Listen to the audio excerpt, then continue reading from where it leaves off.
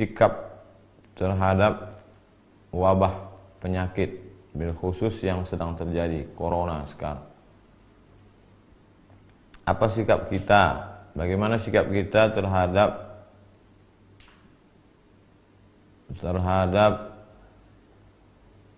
beberapa daerah yang mengosongkan masjid, tidak melaksanakan sholat Jumat dan sholat berjamaah? Apakah sebaiknya kita sholat ke masjid atau di rumah pada saat bencana, pada saat wabah? Maka Nabi SAW sudah mengajarkan kepada kita dalam Sahih Bukhari dan Muslim, idza sami'tum bihi ta'un, idza sami'tum bihi, kalau kamu mendengar ada bihi di situ maksudnya ta'un, wabah, bencana, musibah, penyakit, bi ardin, pada suatu daerah, la taqdimu alaih, jangan kamu datang ke sana. Kita sudah tahu di daerah itu ada wabah penyakit, maka kita jangan datang. Wa idza waqa'a bi ardin wa antum biha, kalau kamu berada di suatu tempat dan di situ ada wabah penyakit, fala takhruju firaran minhu, maka jangan keluar dari daerah itu. Ini kan yang dilakukan oleh beberapa negara sekarang. Italia misalnya, kita sudah tahu di sana ada wabah terbesar nomor 2 setelah Cina, maka kita jangan ke sana, jangan liburan ke sana. Ini dikasih cuti malah pergi liburan ke Eropa. Dan kalau kita udah sempat ke sana, maka jangan pulang ke Indonesia. Alhamdulillah sekarang sudah ada karantina 14 hari untuk sterilisasi. Kalau sudah bersih, dia steril, tidak ada membawa virus, baru dia boleh lagi berinteraksi sosial dengan masyarakat. Lalu ada sebagian orang mengatakan, untuk apa kita takut bencana? Kita kan takutnya kepada Allah Subhanahu wa taala. Loh, ini kan yang mengajarkan Nabi Muhammad sallallahu alaihi wasallam. Kata Nabi, firra minal majzum, firra, larilah engkau, minal majzum. Kalau ada orang yang terkena penyakit menular, di sini dalam konteks ini Nabi menyebutkan penyakit kusta. Firra minal, larilah engkau dari orang yang kena penyakit kusta, firaraka minal asad, seperti engkau lari dari singa. Jadi kita lari dari suatu daerah kawasan yang banyak virus itu bukan kita lari dari takdir. Bahkan pada masa Sayyidina Umar bin Khattab ada suatu lembah, di situ banyak wabah, hama, virus. Kemudian kata Umar bin Khattab, mari kita pindah ke tempat yang tidak ada manusia di situ, yang bersih, steril. Loh, kalau begitu kita lari dari takdir, kita pindah dari takdir yang buruk ke takdir yang baik. Nah, jadi bukan berarti ketika ada orang terkontaminasi bakteri lalu saya tidak takut pada bakteri, hanya takut pada Allah. Itu tidak betul. Kita sudah meninggalkan sunnah Rasulullah SAW. Bagaimana kalau ada orang yang jelas-jelas tertular, kena virus, lalu dia ingin bersalaman dengan kita? Zaman Nabi pernah itu. Ada orang yang sudah terkena penyakit kusta menular. Kata Nabi, inna qad bay'anaka farji'. Kami sudah membaiat engkau. Sudah berbaiat. Farji, mestinya berbaiat itu salaman. Tapi kata Nabi, karena dia kena penyakit menular, inna qad bay'anaka. Sudah, farji, pulanglah. Tidak perlu bersalaman. Jadi yang kita lakukan hari ini, tidak berinteraksi sosial dengan orang yang dikhawatirkan menularkan virus, tidak bersalaman, bukan meninggalkan sunnah, justru sedang melaksanakan sunnah. Apakah wabah ini hanya baru sekarang terjadi? Kita baca apa yang disebutkan oleh Imam Az-Zahabi dalam kitab Syiar A'lam An-Nubala. Wa kana al-qahtu 'aziman bi Misra. Pernah suatu masa terjadi di Mesir itu masa paceklik. Wa bil Andalus, Tidak hanya di Mesir, sampai ke Andalusia, Spanyol.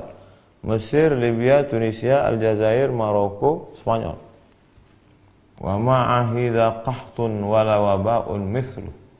Belum pernah terjadi masa paceklik, kemarau panjang dan wabah penyakit sedahsyat itu. Di Qurtubah, di Spanyol, di Andalusia. Hatta baqiyatil masajidu mughlaqah.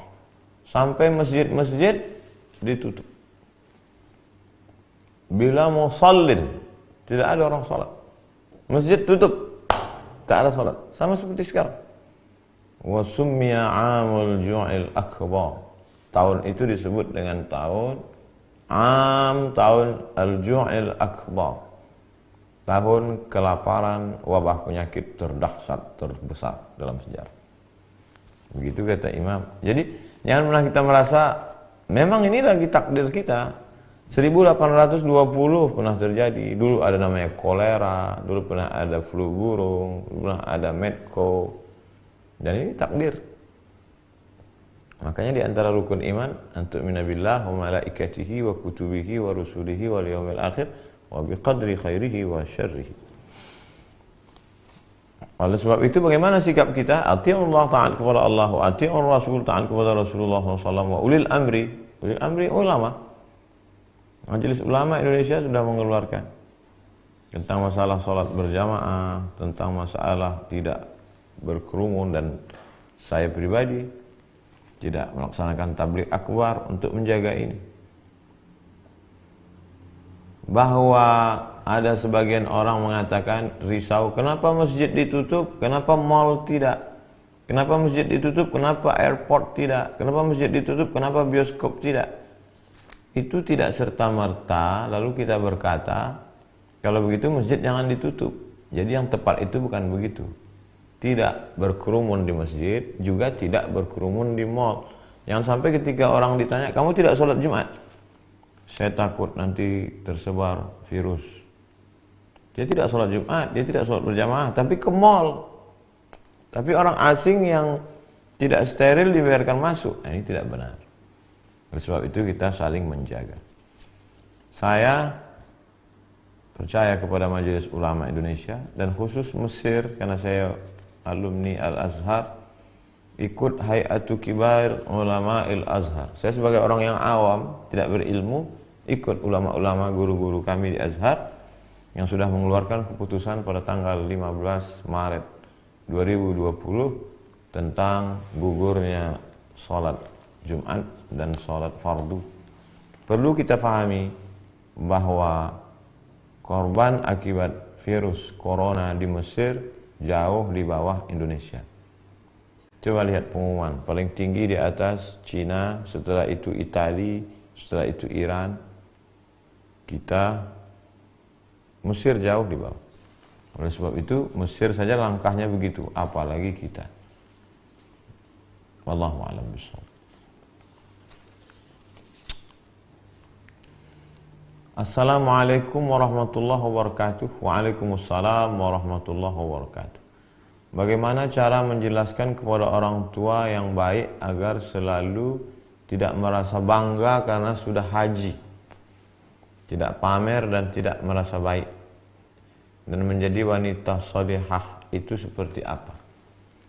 Wahai bapak-bapak, orang tua yang anaknya sudah ngaji, sudah diajarkan di rohisnya, di sekolahnya, di kampusnya tentang tawadu, rendah hati, tiba-tiba setelah dia pulang ke rumah, dia mendapati orang tuanya masih angkuh dan sombong walaupun sudah haji.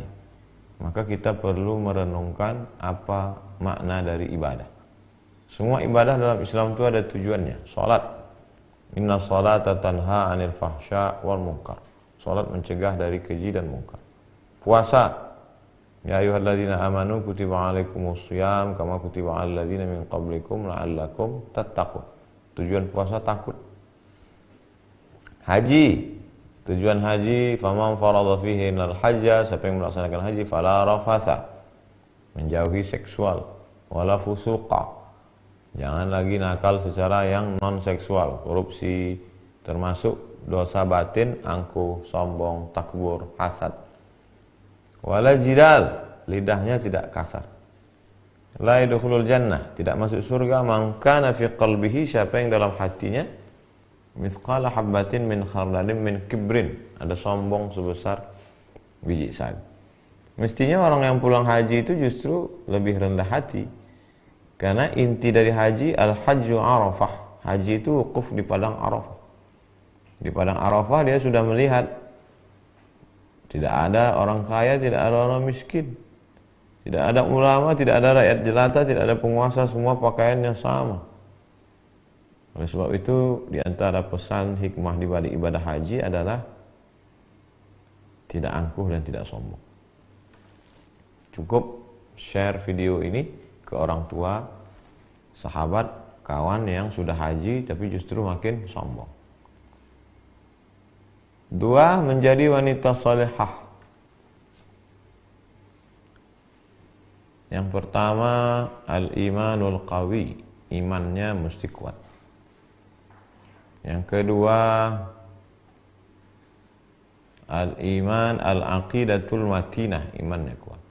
Yang kedua, sahihul ibadah, ibadahnya mesti benar.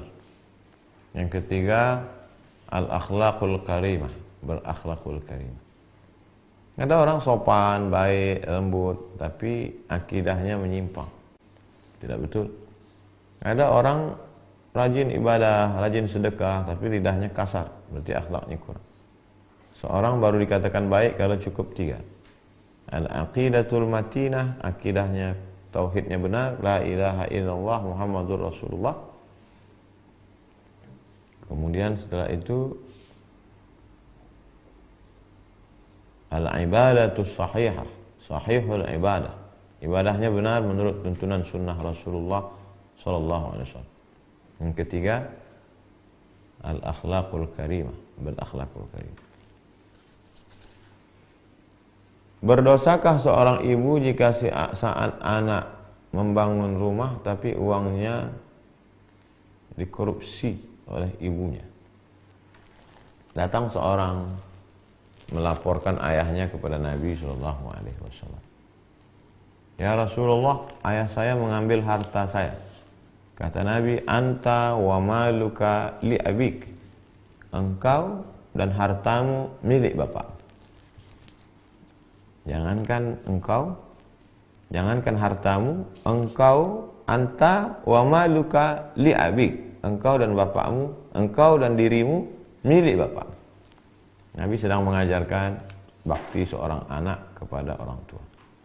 Tapi pun meskipun begitu, tentu ada batas kewajaran. Kira-kira yang wajar itu berapa? Kalau sampai di atas lebih dari kewajaran, tapi jangan gara-gara itu sampai seperti yang kita lihat di pengadilan. Seorang anak menuntut ibu hanya karena sebatang kayu yang dipotong. Oleh sebab itu tidak benar. Jadi dalam hal ini mesti dilihat batas kewajaran. Ibu mengambil uang untuk keperluan dia sehari-hari. Kira-kira batas yang normal, yang wajar itu berapa untuk kebutuhan seorang ibu? Makannya, pakaiannya, dia ambil, baik. Tapi lebih daripada itu, maka mesti diberitahu. Bukan anak yang beritahu, tapi ada orang lain yang ucapannya didengar oleh si ibu. Wallahu a'lam bishawab.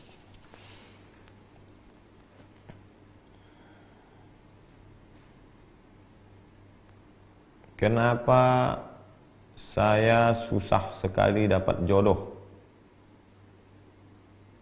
Jodoh itu bagian dari rezeki. Oleh sebab itu, wa fis sama'i rizqukum wa ma tu'adun. Rezeki kamu dijanjikan Allah Subhanahu wa taala. Suatu ketika Nabi lewat di depan Abdullah ibnu Mas'ud. Ibnu Mas'ud sedang sedih. Kata Nabi, la tukthir hammak. La tukthir hammak.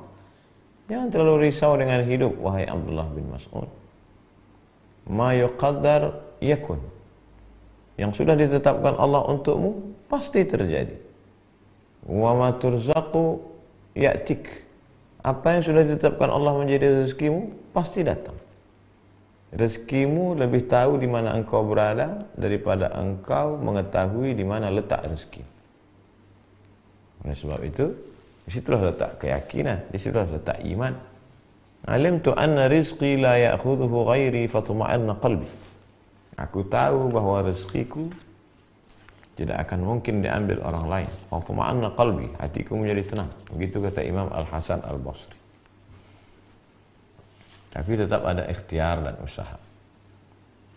Idza sa'alta fas'alillah. Jangan pernah bergantung kepada manusia. Kalau minta sesuatu, mintalah kepada Allah. Idza sa'alta, minta fas'alillah. Wa idza sta'anta, minta tolonglah kepada Allah Subhanahu wa taala.